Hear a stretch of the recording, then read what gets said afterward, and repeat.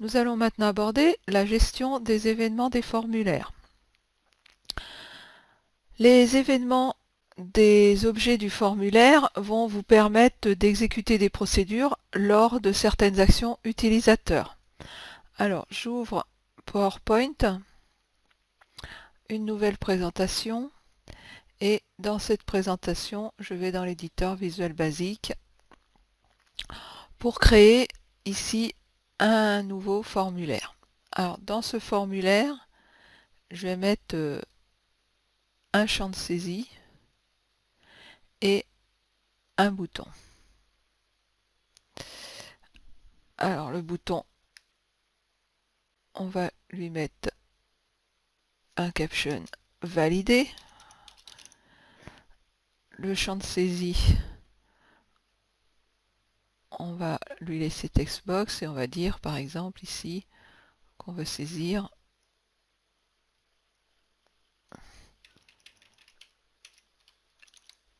texte test. Voilà, donc là je crée un formulaire très simple avec un bouton, un champ de saisie, un label pour donc visualiser ce que sont les événements. Alors si je prends mon label, pour voir les événements, je vais aller dans le code de mon objet. Donc ici label 1, et là je vois les événements qui sont before drag over, before drag on pass, click, double clic, error, mouse down, mouse move et mouse up. Donc chaque, et si je vais maintenant ici dans le code de cet objet, j'ai d'autres événements. After update, ceux-là on les a vus, before update, change, double clic, drop button click, enter, error, exit, keydown, keypress, keyup, et les autres on les a vus sur l'autre objet. Donc chaque objet dispose de ses propres événements, et le déclenchement de ces événements vont se produire lors d'actions utilisateurs. Ici, cet événement sur le champ texte va se produire quand l'utilisateur va faire une modification dans le champ. Ici, quand il va cliquer sur le label. Alors, on va regarder l'ensemble de ces différents événements. Alors, si je vais sur mon user form, ici, j'ai d'autres événements qui apparaissent, activate, add control, etc. Donc, add control survient lors de l'insertion d'un contrôle dans une feuille, un contrôle frame ou dans un objet page d'un contrôle multipage. Donc, si vous ajoutez dynamiquement un contrôle, vous pourrez utiliser add control, l'événement add control, pour aller faire exécuter des procédures spécifiques à ce contrôle. Je reviens sur ici textbox et ici j'ai after update. Donc after update va survenir après la modification des données dans un contrôle par l'utilisateur. C'est-à-dire que quand vous allez saisir des données, quand vous allez quitter le champ principalement, donc l'ordre des événements, ça va être déjà sur change quand vous allez modifier le contenu, vous allez sortir du champ et vous allez enregistrer ce champ. Après l'enregistrement, vous pourrez faire des actions, faire des procédures sur ce champ. Before drag over survient lorsque l'opération de glisser-déplacer est en cours. Before drag or pass, idem, lorsque l'utilisateur est sur le point de déplacer ou de coller des données sur un objet. Donc là, si vous êtes sur le point de coller des objets dans mon champ texte before update, eh bien de la même façon qu'after update, là cet événement survient avant la modification des données du contrôle, change à la modification du contenu du contrôle, donc de la propriété value, double-clic, pardon. Alors double-clic survient lorsque l'utilisateur pointe sur un contrôle et double-clic sur un bouton de la souris. Et ici, on a la même chose avec clic. Donc clic, on aura survient quand l'utilisateur clique sur un contrôle et s'il sélectionne de façon définitive une valeur parmi d'autres dans un contrôle. Drop button click, alors hop, Drop button click, ça survient quand l'utilisateur clique sur le bouton d'ouverture de la liste déroulante. Donc ici, si je rajoute dans mon contrôle une liste déroulante,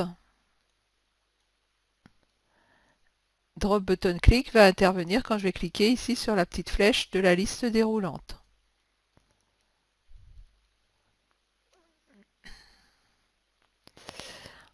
Enter, quand je rentre avant que le contrôle reçoive le focus réellement, donc au moment où je clique, où je veux rentrer dans le contrôle. Error, lorsqu'un contrôle détecte une erreur et ne peut pas renvoyer des informations sur l'erreur, cet événement se produit. Exit, avant que le contrôle perde le focus vers un autre contrôle. Keydown, lorsque l'utilisateur appuie sur une touche du clavier.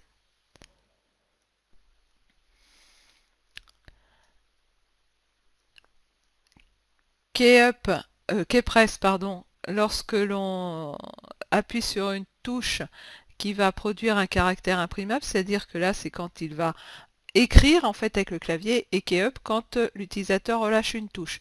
Mouse down, mouse move et mouse up, on est sur le même principe. Mouse down quand l'utilisateur appuie sur le bouton de la souris, move quand il déplace la souris, et up quand il relâche le bouton de la souris. Alors dans certains, donc si on reprend ma combo box ici, par exemple, je vais avoir, non, j'ai pas d'éléments supplémentaires, donc on va aller par exemple ici mettre une scroll bar, et dans ma scroll bar j'ai ici l'événement scroll qui va survenir lorsque la zone de défilement est repositionnée, c'est-à-dire lorsque je vais bouger ma scroll bar dans ce contrôle, lorsque je vais bouger en fait cette partie là, le carré là qui est entre les deux flèches. Voilà pour les principaux contrôles et leurs événements. Donc pour écrire une procédure d'événement, ça va être simple. Ici, si je vais dans mon bouton, et quand je vais cliquer sur mon bouton, je vais afficher un message box en disant que la valeur saisie est, et là je vais aller rechercher mon textbox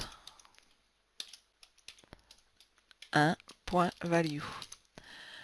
Donc si j'exécute mon formulaire ici, je vais mettre test, et quand je valide, la valeur saisie est test. Donc quand j'ai cliqué ici sur mon bouton, il affiche la boîte de messages. Donc j'ai bien une relation entre l'action utilisateur de cliquer ici, donc mon événement clic, et l'affichage de cette information.